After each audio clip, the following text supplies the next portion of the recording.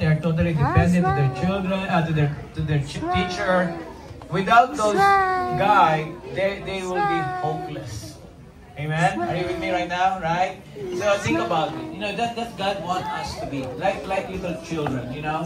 That we cannot really survive without God. That we really need God in our life. And that is the very essence.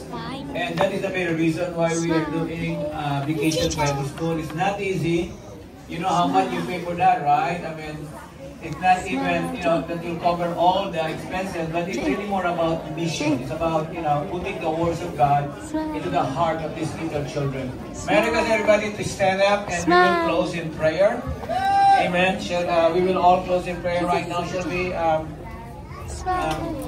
bow our head and close our eyes? And really, let's pray for our kids right now. If you're a parent, can you just say a prayer to your children right now? Ask God to help you. Ask God, you know, for you to become a good father, a good mother, a good guardian. Maybe you're a grandpa, you're a grandma right now.